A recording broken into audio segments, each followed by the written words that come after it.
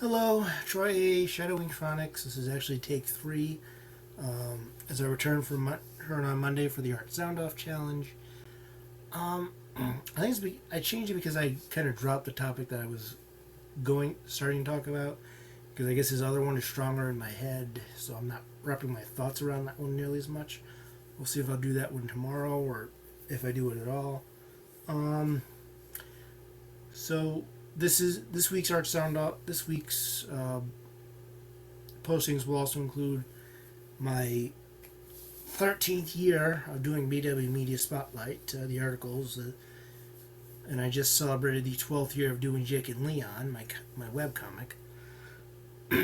um, first a little bit of cleanup. Somebody sent me an audio recording of answering one of my questions, and I have listened to it. I'd like to listen to it again, a little more in depth to see if it was something I can make an art sound off out of. If not, I may just send you a response directly. I will say this: considering how I'm doing art sound off, you aren't rambling that much. You're fine. You're good. And I actually found some of the stuff you said just in a casual listen helpful. So thank you for that, and I'll get in touch with you one way or another before November is over. I want to talk a bit more about deconstruction, and I think I mentioned it earlier this month. I know I've mentioned it a number of times in articles and stuff. I'm not against deconstruction necessarily, but there is a question of what do you deconstruct, when do you deconstruct, how much do you deconstruct, and at what point do you start reconstructing? It's easy to tear something apart. If you're doing tear something apart, just be tear something apart, then you misunderstood the point of Watchmen.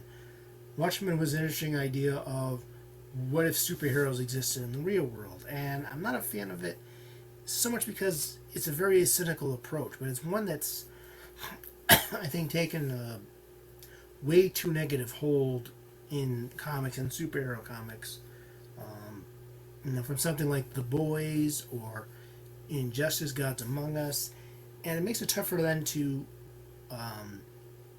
enjoy a deconstruction when everybody seems to want to be deconstructed. Everybody wants to be Watchmen without understanding Watchmen, and it's kind of sad that I've never fully read Watchmen, and sometimes I think I may understand it better than some of these people trying to imitate it. A deconstruction is interesting to look beneath the surface and better understand a character, to better connect to a character, to a world, to uh, maybe not so much subvert expectations, maybe look at what we expect compared to what actually is. It's basically a good way to, if you do it right, it kind of celebrates these fictional worlds, because that's what it is. It's a fictional world. A world of superheroes does not exist in our world, and we probably wouldn't want it to, because while it's cool to see, it does have a lot of mass destruction stuff. It's something you don't really pay that much attention to because that's not the interesting parts of the story, and that's not the point of the story. It's mostly just there to be flashy, to look cool. If you think about it, do you really want Charles Bronson's body count in the Death Wish movies? Nobody deconstructs those things. Nobody ever deconstructs something like the Punisher and what are the results of this world in a real world setting. But superheroes, for example, to me aren't really real world. There are certain sci-fi properties that aren't really real world. Fantasy isn't really real world, but with each of these things, you can do something more real world. I'm personally just not into it with superheroes. I'm a little more accepting with science fiction, depending on how it's approached, and the more real world you get, the more I'm going to have trouble. I'm going to have to agree with your perspectives in order to enjoy it more. So the more fantastic you get, I don't necessarily have to agree with you to enjoy the work. I don't really much of a fantasy viewer, so I don't read a lot of fantasy. I don't watch a lot of fantasy. I don't play a lot of fantasy. If I do, it's got to be something that I can connect with at a certain level, like He-Man or The Never-Ending Story, which ironically is my favorite movie. And I noticed in Japan they're also starting to do deconstructions of the magical girl genre. But here's the thing: deconstruction works alongside the existing property, because if all you're doing is deconstructing, you're eventually deconstructing tropes and ideas that no longer exist. They're no longer being reduced. So why are you deconstructing it? It doesn't exist anymore. It's the product of error you've basically wiped out in your deconstruction, and in the process, you've taken out some of the fun of these stories. Sticking mostly with superheroes, that's where the heavy deconstruction is, at least in American comics. If you go to, you know, I don't even think it's Japanese manga that's really doing the magical girl deconstructions. That's anime, but they're also still doing regular magical girl stuff, I believe. Alongside that, I don't really, I admittedly don't follow the genre too much. I mean, for me, the best magical girl show was Magic Knight's Ray-Earth, and that's because there were robots involved.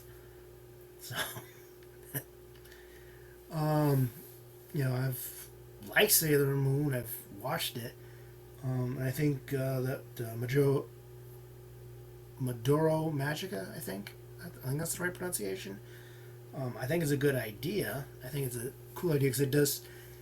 But that's deconstruction to do something different with the genre. Kind of like how Gundam did something different with the giant robot genre, and then it followed suit with stuff like Macross. But that wasn't really about deconstructing super robots. That was more about deconstructing more. Um, and and I think deconstruction can help you better understand a genre, better understand types of characters, better understand the fictional worlds that we create. But I think if you all you're doing is deconstruction, you take some of the fun out of those genres. So you kind of ruin superheroes, and I don't think deconstruction should ruin anything. Well, maybe war. I think I'm all against ruining war because maybe if war isn't so interesting anymore, less people will be interested in it. Um, but I mean, deconstructing superheroes, deconstructing fantasy, deconstructing various other things. I think if you overdo it, you take the fun out of it. It's no longer an interesting examination of the genre or admitting that maybe we don't want this real world, but it also can be very cynical. The Boys is extremely cynical. From what I hear, there's only one actual good person among the superheroes, but you never really hear about her. All you see are all these really bad people to the point where the villains, super villains, are almost becoming the heroes because they're somehow not as bad as the superheroes. I'm not into that idea. That isn't simply deconstruction. That's kind of rejection, and to me, that's not quite the same. I don't think deconstructing is necessarily a rejection of this thing. It's just kind of another lens into the genre, into the concepts and ideas, and if you work with that, you can make an interesting story out of it, and you can do a good examination of why a genre works, why a character type works, and why we enjoy those stories. A bad deconstruction to me isn't actually deconstruction. It's just a right destruction. It's tearing it apart. It's a difference between tearing down, between pulling apart parts of a house to rebuild it and renovate it, versus to me, deconstruction is more about prepping it for renovation or just taking a look at something, looking at the bones of it. This is more like taking a explosive and blowing the thing the kingdom come. No pun intended, for we're talking superheroes. And I know, so I think we've got too much of the wrong deconstruction out there because if people want to seem cool and edgy and mature, and we're all adults, and you're kind of ruining something that's fun. You're ruining other people's fun because you don't like it, because you don't find these things interesting. Todd Phillips deconstructs a Joker because he doesn't like superhero comics and superhero movies and comic book movies and all that stuff. It's like, dude, if don't like it, don't do anything in it. That's why I don't do horror stories. If I did a horror story, it would involve a superhero fighting monsters, which could be cool, but it wouldn't be a deconstruction. It would just be an ordinary superhero story with some horror trappings on it. I don't think I could do a straight up horror story. I do have a comic idea that I think is a pretty dark story. I think would be pretty good, but even then, it's filtered through my worldview, my lens, and my desire for just hope and to have fun with an idea, and not get too serious. But it would probably be one of my more serious and somewhat darker stories of anything I've written. But I still think it would be good. But it would still be objectively me. So I'm not talking about getting rid of deconstruction. I'm saying maybe it's time that we deconstruct deconstruction. And once you've deconstructed something, start rebuilding it. Make it better. Make it modern. Make it something interesting, but also try to remember what these things you're deconstructing wants to be, what they're trying to be, and ultimately help it to achieve that in a modern setting or through a different lens. Deconstructing is fine, but destroying is easy. Rebuilding and building something good is hard, and building something better doesn't necessarily mean making it to your tastes and preferences. Sometimes making something better just means updating a few things and making a few ideas. But I think, how do you do that and without destroying what was being created and why it was being created in the first place? That's the question. And I don't think the deconstruction craze right now really looks at any of that. So I think it's time we need to rethink deconstruction and maybe deconstruct just how deconstruction as a trope, as it's become a trope now. How is it actually doing anything? And is it improving storytelling, or is it basically killing a genre somebody doesn't like, or just ruining a lot of the fun for a lot of people in order to seem edgy and mature? Because that's not being mature, it's just being a jerk at some point. If you don't like a genre, don't deal in it. There's plenty of other comics are starting to get to a point now where maybe the big two publishers are doing superhero stuff, but you have all these other publishers, some of them almost as big as DC, who are doing these non-superhero stories. Some of them are even getting made into movies, but they work in different genres. They do kind of different things. And I think we need to start just going back and make good stories, make interesting stories, examine what makes these stories work, and then build better stories and build good stories.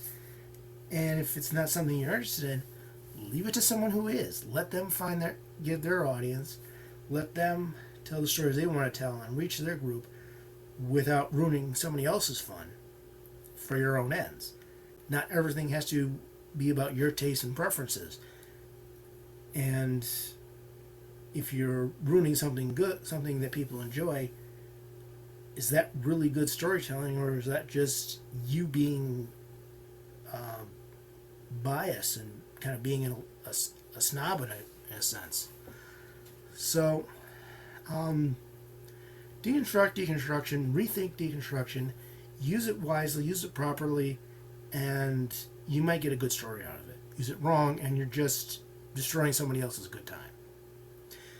So with that, if you want to check out more of my work, writing and my comics and everything else, check out bwspotlight.com. And if you want to find out more about Art Soundoff, go to artsoundoff.com. Maybe you'd like to take part. You can just do one video, not even share it with anyone, or just one audio recording, not share it with anyone, and call it a day. But we'll see you tomorrow for my next entry, and until then, I wish you all happy creating.